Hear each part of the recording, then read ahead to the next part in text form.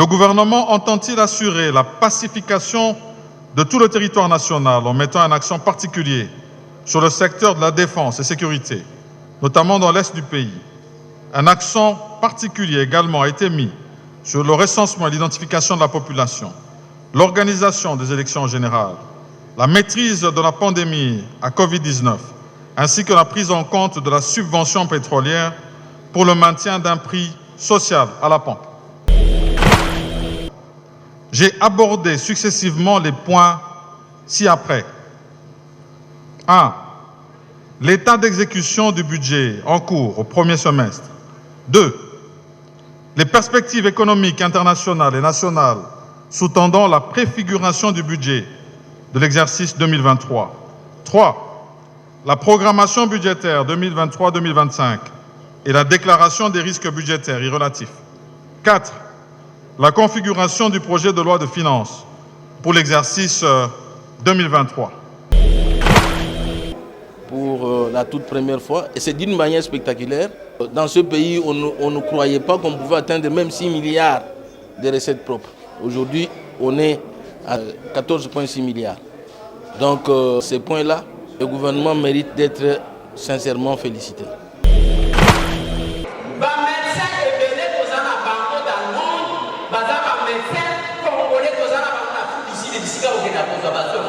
Pourquoi Kocha n'est pas Kocha la condition à madame pour que vaya on ne fait rien parce que les députés avec va pouvoir facturer, ministre avec va pouvoir facturer.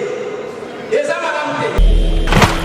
Dans cette salle, c'est les 145 territoires qui se retrouvent dans cette salle. Nous représentons 145 territoires. Mais le gouvernement ne nous a pas associés dans l'élaboration de ces projets. Et déjà sur terrain, ces projets ont été déjà exécutés par certains organismes. Comme par exemple dans mon territoire d'Aru, c'est déjà l'effort social qui a eu à construire certaines écoles, certains centres de santé, alors qu'aujourd'hui le gouvernement continue à détenir ces centres de santé déjà construits dans les programmes.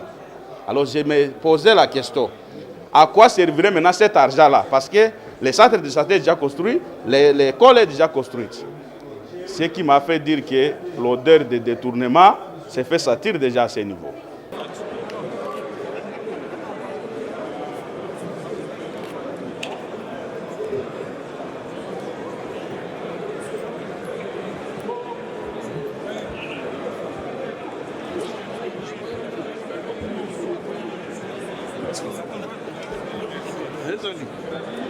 Excellence.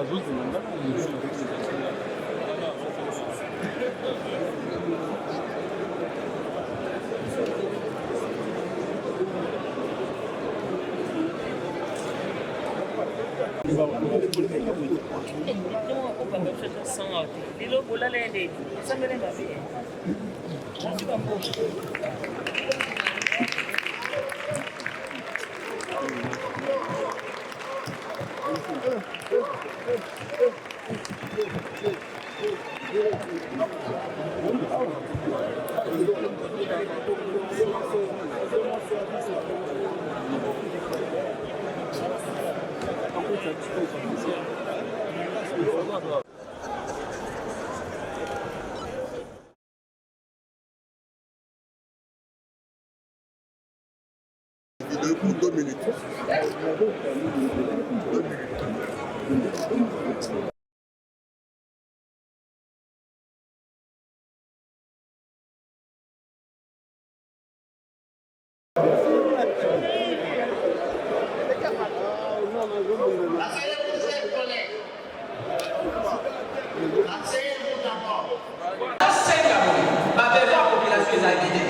Je vais vous énumérer juste pour que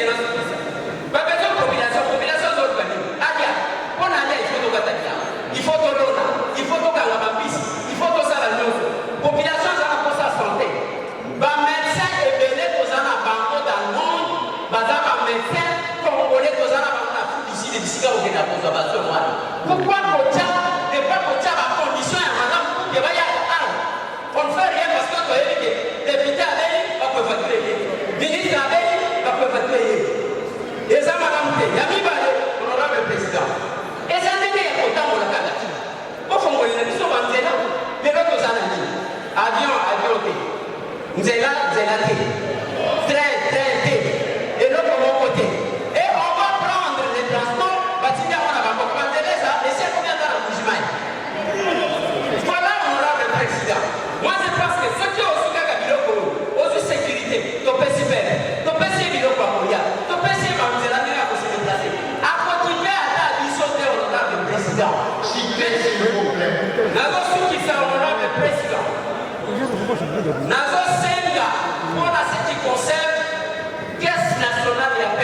question, honorable président.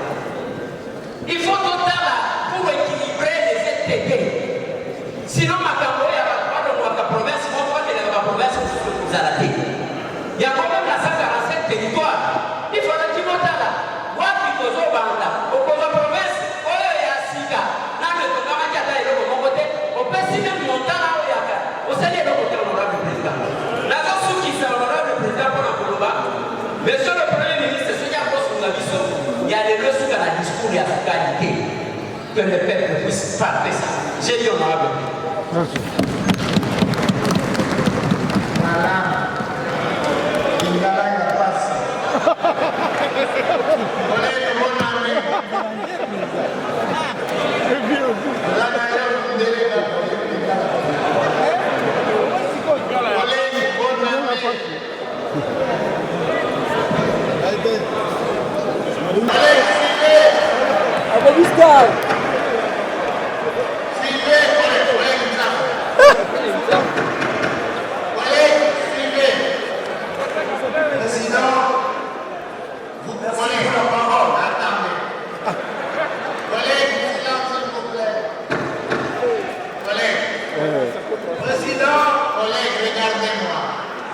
Baka on va plaigner. Vous restez strictement dans les positions. Nulle part ailleurs. Allez-y.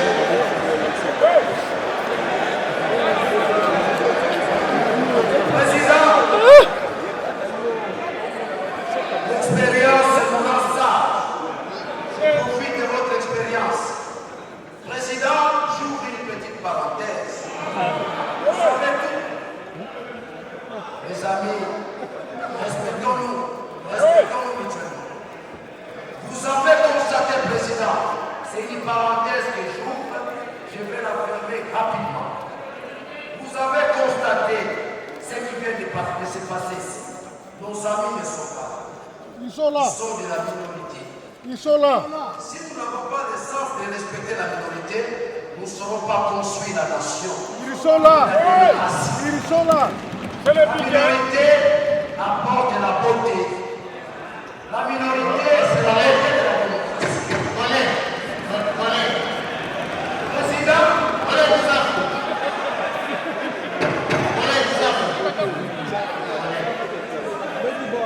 ils sont partis parce qu'ils ne veulent pas respecter les règlements de l'Assemblée. Vous vous arrêtez là. Vous vous arrêtez là.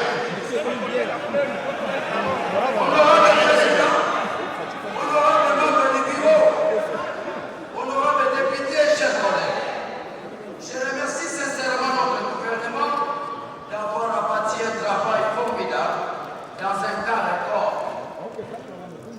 À travers l'analyse du projet de loi portant budget de l'État pour l'exercice 2023, que le gouvernement de la République a soumis à la représentation nationale pour un examen ministériel. J'ai relevé quelques observations de fond. Notez, il est alloué un crédit de 548 144 267 francs congolais pour le fonctionnement de l'opposition politique.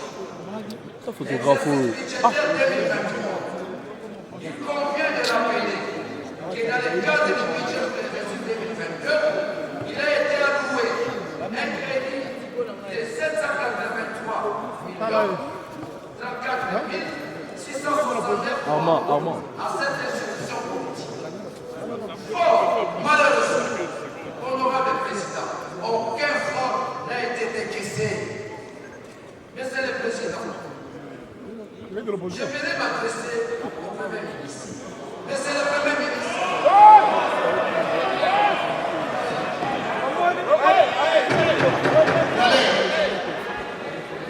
adressez-vous à la première, au président. Qu'est-ce qu'on peut faire pour remédier cette impasse? Honorable président, je voulais obtenir des éclaircissements auprès de monsieur le Premier ministre dans le cadre des prévisions budgétaires pour l'exercice 2023. Les prévisions budgétaires pour l'exercice 2023, le gouvernement a donné un crédit de 880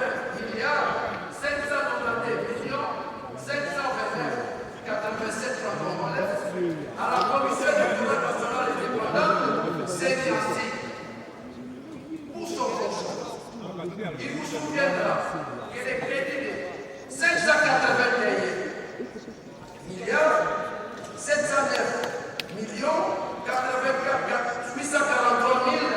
359 francs congolais alloués à cette institution pour l'exercice 2022 a été exécuté à fin juin 2022 à hauteur de 109 milliards 855 millions 742 219 francs, soit un taux d'exécution de 18%. Nous savons tous que les prochaines élections sont prévues probablement en 2023. Monsieur le Premier ministre, à cette année de décaissement non ponctuel, pouvez-vous assurer la représentation nationale de la tenue des élections l'année prochaine? Ce n'est pas lui. Ce n'est pas lui. Ce n'est pas vous de répondre. C'est lui. Posez la question à Céline. Honorable Président, en ma qualité de membre de la Commission permanente de défense et sécurité, je tiens à féliciter le Premier ministre et son gouvernement d'avoir approuvé un budget de fonctionnement conséquent au ministère de la Défense à travers le projet de loi portant budget de l'État pour l'exercice 2023 afin de faciliter la mise en œuvre de la loi de programmation. Ça, c'est l'aspect important. Nous avons besoin de construire une armée nationale. J'ai entendu que ça ici dire, oh, si nous n'avons pas une armée nationale, nos ennemis continueront toujours à nous faire du mal. Là, je remercie le monde.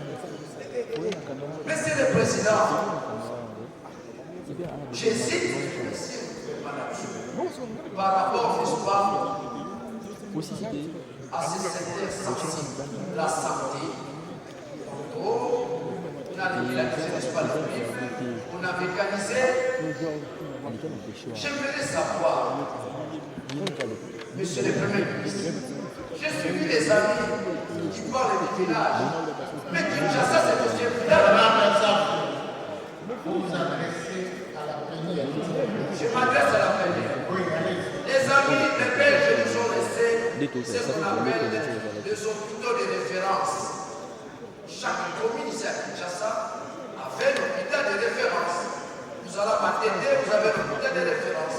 À Kisses ou à Lemba, ça veut dire que ça facilite nos concitoyens en cas de maladie. Allez visiter ce hôpital. Son pouvoir aujourd'hui, ce sont des hôpitaux qui n'existent plus. Allez à Matete, au Meko, allez à Kisses, allez à Lemba. Donc, si le secteur de santé n'est pas pris en compte avec beaucoup de rationalité, nous risquons de disparaître. La santé avant tout. Ayons un regard à la fois rationnel et réel vis-à-vis de nos médecins. Vis-à-vis de nos médecins. On peut se lever un bon matin, on a tabassé le médecin, ils allaient revendiquer et ayons un grand respect aux médecins. Monsieur le Président, il y a un aspect important. Mais nous ne sommes pas conduits par les événements. Il devrait être en mesure d'anticiper les événements. Je propose, Monsieur le Président, je conclue mon propos par un appel que je lance au Premier ministre et à son gouvernement de mettre d'urgence sur pied un plan d'intervention pour faire face aux catastrophes humanitaires occasionnées par des pluies diluviennes dans la ville de Kinshasa et l'ensemble du territoire national. Vous avez vu les inondations. Ça, c'est encore un aspect. Nous avons tous voté ici, Kinshasa et l'État. Nous avons tous voté ici les projets sur la réhabilitation de la voie humaine. Mais ce sont des projets inachevés. Nous allons à Matete, ils ont commencé, c'est inachevé, les inondations ne l'ont pas passé à tout bousiller. Même les périodes nous avons commencé. Kinshasa, en fait, les amis qui pensent que les villages vont souffler et Kinshasa, c'est devenu un village. C'est devenu un village. La ville n'est pas éclairée. Quand il y a pluie, Kinshasa n'est plus différent de Kwamoutou. Kinshasa n'est plus différent de Chikapa. Donc, c'est-à-dire que les Congos sont bons et Kinshasa, il n'y a pas de différence. J'aimerais soulever un point important. Vraiment important. Nous savons tous que nous sommes de la majorité. Et ce projet va passer. Même s'il y avait des infirmités, des incohérences, au nom de la majorité, ça va passer. Mais il y a certaines sensibilités. Je prends un aspect. Honorable Président, à travers l'examen du document numéro 5 du budget pour l'exercice 2023, les crédits de fonctionnement alloués aux 4 vice-primatures de la République ont souffert d'exécution jusqu'au terme du premier semestre du budget pour l'exercice 2023. En clair, ces institutions n'ont pas bénéficié des frais de fonctionnement, mais c'est le premier ministre. Comment ces institutions ont-elles fonctionné pendant un semestre sans frais de fonctionnement? C'est là où on fait la mafia. Lorsqu'un ministère n'a pas le fonctionnement, ça veut dire que le ministre peut se développer.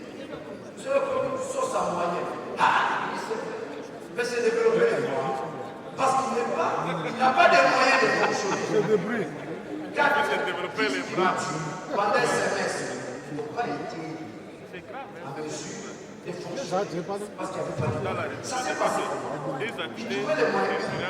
C'est la famille qui décidait. Donc, en même temps, je voudrais dire, de tels cas frisent les non-États ayant le souci de construire l'État-nation. Dans un État-nation, on ne peut pas laisser le ministère fonctionner sans moyens. C'est dangereux. Sous autre ciel, ça frise. Je dis, je vous remercie. Vous êtes inspecteur d'État. Donc, comment savez-vous que les 4 vice-premiers ministres ne fonctionnent pas? Non, vous ne rentrez pas. Non. Vous n'avez pris la parole. Vous n'avez pris la parole. Vous avez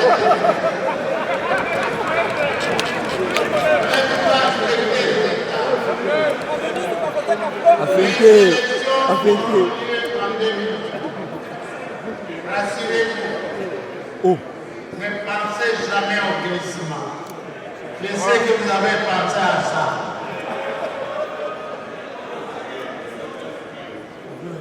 Collègue Noël Sancho.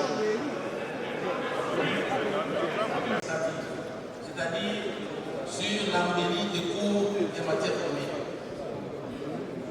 Le gouvernement par appelle à la page 24 et 30 du document 7 par l'appel de l'agriculture, des petites et moyennes entreprises, de l'artisanat et de l'industrie. Alors que c'est là où 90% de la population évolue dans ces secteurs. Nous savons très bien que pour la plupart, je peux dire même 80% de la population congolaise fait l'agriculture.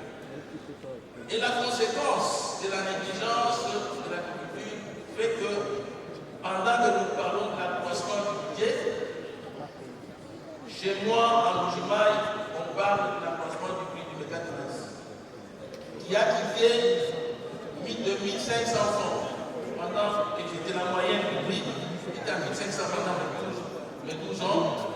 Aujourd'hui, on en est à 6000 francs.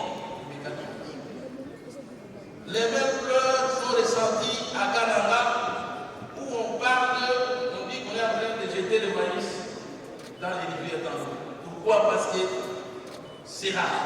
Honorable Président, chers collègues, j'aurais souhaité que notre gouvernement s'investisse dans le domaine de l'agriculture, des petites et moyennes entreprises. Aujourd'hui, Honorable Président, l'économie congolaise est tenue par les expatriés, pour la plupart. Ce sont eux qui sont importateurs, ce sont eux qui sont dans les banques, ils se sont organisés pour que eux soient dans tous les secteurs de la vie. Aujourd'hui, il y a une prolifération de provinces. Je vois écrit aux pages 1 et 7 du document 6, un grand titre, ministère provinciaux sectoriels. Mais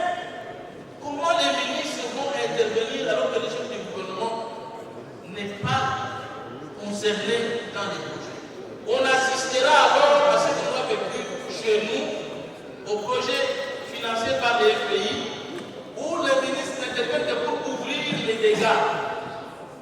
Les dégâts causés par certains d'ici déjà. Donc, nous souhaitons que le gouverneur soit associé à ça. Je ne peux pas terminer en montant ici, j'ai entendu mes collègues me dire Biba. Je ne peux pas terminer mon intervention sans dire que nous allons bientôt terminer cette législature seulement avec des promesses. Honorable Président, je vous demande d'intervenir comme vous nous dites de respecter les règlements de l'intérieur. C'est à vous que je m'adresse. Intervenez pour moi auprès de son excellence, M. le Premier ministre, pour que cette fois-ci, je ne demande pas beaucoup. Je ne demande que 20 millions de dollars. Avec la ministre du portefeuille, mettez à la disposition de la débat, associez-nous à l'exécution. Si vous n'êtes pas certain de l'utilisation de cet argent, mais au moins,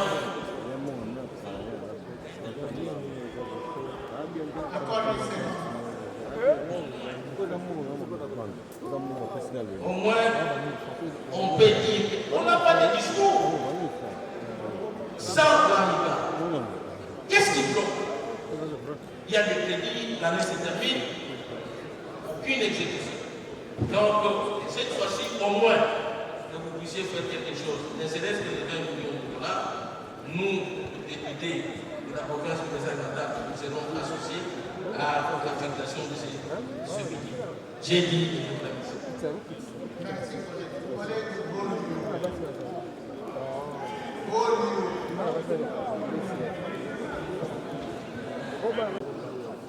en parcourant ces projets de budget sous examen, je n'ai vu nulle part la proposition de financement de la réhabilitation de ces corps. C'est la raison pour laquelle je plaide pour que la réhabilitation de ces corps soit intégrée dans cette loi de finances. Le deuxième point, honorable Président, porte sur les balisages de la rivière Kassai. Honorable Président, comment pouvez-vous expliquer cette rivière importante ne soit pas balisée jusqu'à sa seconde, alors que cette voie fluviale joue un rôle important dans l'approvisionnement des grands centres, dont notamment la ville de Kinshasa. Je propose au gouvernement d'y penser pour éviter des naufrages de vie quotidienne. Enfin, le troisième point concerne la paix des enseignants du territoire Guinéo. Honorable Président, les enseignants de chez moi souffrent énormément à cause des retards de paiement de leurs salaires. Il va falloir que le gouvernement trouve une solution, par exemple, destinée. Excuse-moi. Il va falloir, par exemple, que le gouvernement trouve une solution. Les fonds destinés à la paie des enseignants passent par l'agence de la Banque centrale du Niveau de manière exceptionnelle à cause de l'absence de vente nationale. Honorable Président, il est important d'y penser parce qu'au moment où nous parlons, les enseignants sont arrivés et que la Caritas qui s'applique a montré cette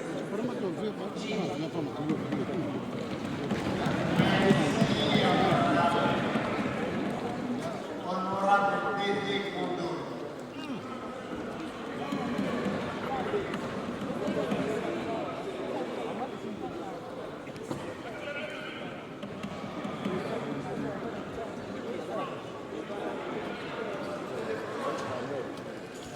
J'ai intervenu par rapport à l'exploitation minière faite par les Chinois parce que j'ai estimé que c'est une source de recettes que notre gouvernement est finalement en train de perdre. Parce que je me réalise que le gouvernement n'a pas vraiment le contrôle total sur les Chinois. Quand bien même que dans les budgets en cours, le gouvernement a fixé les taux de paiement par rapport aux produits qui sont en train de passer par douane lors de l'exportation. Et l'or, moi je pense que c'est les 10% qui doit être payé. Mais je me réalise que l'or de l'Est de la République démocratique du Congo est en train de s'envoler sans un contrôle. Les Chinois exploitent d'abord illégalement et ils exportent illégalement. Ce qui fait que je devais attirer l'attention du gouvernement. Ce n'est pas la première fois que j'attire l'attention du gouvernement. Je pense que c'est plus d'une fois que je suis en train d'interpeller le gouvernement pour que le gouvernement puisse prendre cette histoire de phénomène chinois au sérieux. Vous êtes sans ignorer que, je pense, il y a à peine de cela 3 conseils des ministres. Le président de la République avait demandé au gouvernement de sortir tous les Chinois dans les Haut-Touélé. Et je pense que ce n'était pas pour rien. C'est parce qu'il a fait aussi le même constat que moi j'ai fait pour dire finalement que c'était Mac à gagner pour notre République et qu'on devrait d'abord les sortir. S'ils peuvent venir avec des documents officiels pour que la République puisse attirer bénéfice. Dans les budgets ici, j'ai été flatté. J'ai été flatté d'abord comme élu des territoires de la Brousse. Parce que chaque année où je viens voter les budgets, je trouve que l'entité qu'on appelle territoire n'a pas été prise en compte toujours dans le cadre de l'exécution des budgets que moi je vote. Mais quand le président de la République a décidé, à travers le Conseil des ministres, qu'il faudrait un projet de développement au niveau de la base, donc les 145 territoires, moi je l'avais applaudi. Et comme ça n'avait pas encore commencé et que le même gouvernement est rentré avec le même projet, pour moi j'ai estimé que c'était salutaire. Mais alors, dedans je voyais que si on faisait bien les choses, ça veut dire que toute la République doit se retrouver. La preuve est là, dans cette salle, c'est les 145 territoires qui se retrouvent dans cette salle. Nous, nous représentons 145 territoires. Mais le gouvernement ne nous a pas associés dans l'élaboration de ces projets. C'est ce que je viens de dire ici. Et les collègues ont dit que le gouvernement devra rentrer rapidement pour associer les députés nationaux pour mieux faire le suivi sur le terrain. Mais aussi, parce qu'on ne nous a pas associés, nous avons appris des forces vives de nos différentes circonscriptions électorales qu'il y a des projets sélectionnés, mais déjà sur le terrain, ces projets ont été déjà exécutés par certains organismes. Comme par exemple dans mon territoire d'Aru, c'est déjà l'effort social qui a eu à construire certaines écoles, certains centres de santé, alors qu'aujourd'hui, le gouvernement continue à détenir ces centres de santé déjà construits dans les programmes. Alors je me posais la question, à quoi servirait maintenant cet argent-là? Parce que les centres de santé sont déjà construits, l'école est déjà construite. Ce qui m'a fait dire que l'odeur de détournement s'est fait sentir déjà à ce niveau. Alors c'était pour moi juste une interpellation à l'endroit du gouvernement pour rentrer rapidement sur ces faits-là pour corriger. Deuxième chose, si on fait un travail pour la population, il faudrait impliquer la population convenablement pour la réussite. Dans le programme 145 territoires, au niveau de la base, nous réalisons, avec les cris d'alarme de la société civile, que les entreprises locales n'ont pas été prises en compte pour l'exécution du projet. Une entreprise qui quitte ici à Kinshasa pour aller chez moi à Aru là-bas, d'abord les milliers ne connaissent pas, ils n'ont aucun intérêt à aller faire convenablement les choses là-bas. Comment ça va se passer? Nous, on aurait souhaité que parmi les entreprises qui sont sélectionnées, il faudrait aussi tenir compte des entreprises locales. Quand bien même que certainement ces entreprises ne peuvent pas réunir toutes les normes, mais il fallait afficher épée de clémence. Nous sommes plus de 3000 km de la capitale. Pour qu'une entreprise se mette en règle avec l'État congolais, il faudrait que l'entreprise se déplace, venir à Kinshasa pour chercher les différents documents. Ça peut arriver que nécessairement l'entreprise n'a pas tous les documents. Soit un document MAC, soit 2 documents MAC. Le gouvernement devra afficher la clémence envers ces entreprises pour les impliquer dans les projets, pour que nous puissions tous enregistrer la réussite dans les projets. Les derniers budgets sur lesquels la population, notre base, va nous juger, c'est ces budgets ici. Et c'est comme ça qu'il faudrait mieux faire pour que les projets 145 territoires réussissent, pour que nous puissions fonder nos campagnes électorales là-dessus. Je ne dirais pas, mais est-il que c'est maintenant le moment de débattre les budgets. Nous avons des choses à dire au Premier ministre. Ici, je parle en tant que député national élu de la province de l'Ituri. Comme vous le savez, la province de l'Ituri et celle de Nord-Kivu ont beaucoup de problèmes, connaissent beaucoup de problèmes d'ordre sécuritaire, avec ses conséquences sur le plan humanitaire encore graves. C'est ici que nous avons vu ce que le gouvernement a prévu dans les budgets pour le ministère des Affaires sociales humanitaires, pour le ministère des ITPR. Nous devons débattre et nous devons leur dire qu'il y a des choses à réajuster, il y a des choses à diminuer dans ces budgets, surtout à augmenter pour ces ministères qui ont plus de problèmes actuellement dans notre pays. Vous savez très bien qu'au Congo actuellement on compte plus de 10 millions de déplacés, dont les 3 quarts se retrouvent en Ituri et dans le Nord-Kivu. Et les 1 quart, peut-être moins que ça, c'est dans les Grands Bandundu ici, compte tenu de ce qui se passe là-bas actuellement. Donc, c'est maintenant que le débat va commencer, nous allons le dire, et il y a des choses qui doivent réajuster dans ces budgets. Voilà. Selon vous, le 14 milliards est-il réalisable? Les 14 milliards est un montant qui est très réalisable dans notre pays. Et on peut même aller plus.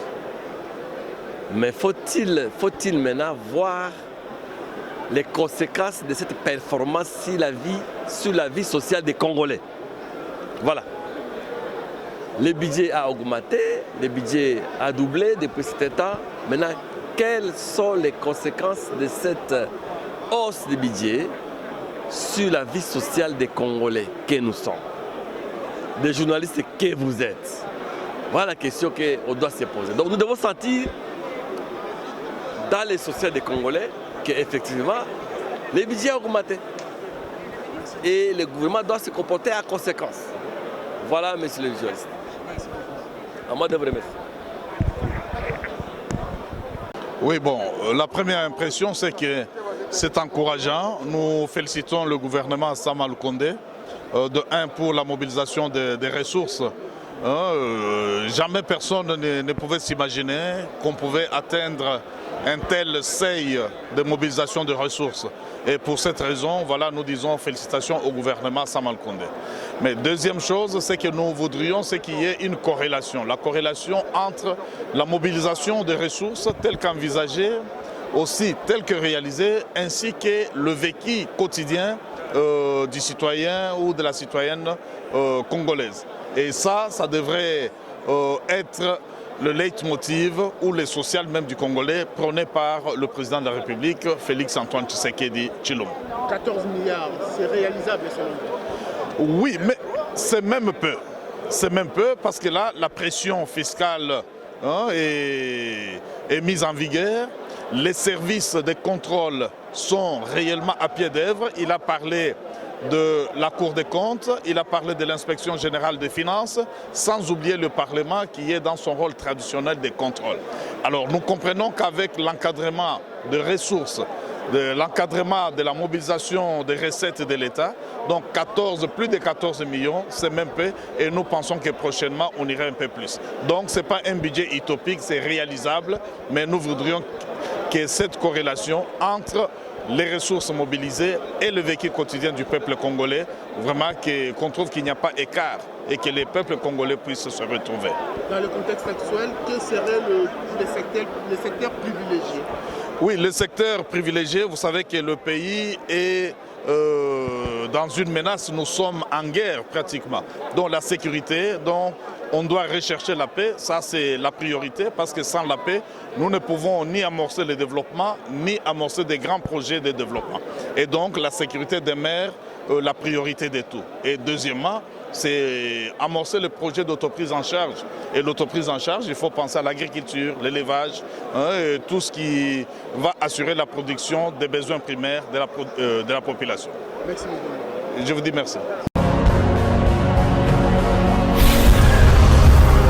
Correcteur News TV, Awande correction, il y a news tout. Donc Awande, on assure quoi. Suivez Correcteur News TV pour avoir toutes les informations crédibles et fiables. Correcteur News avec Yemoko Rachou. Rachou, la caramel, check.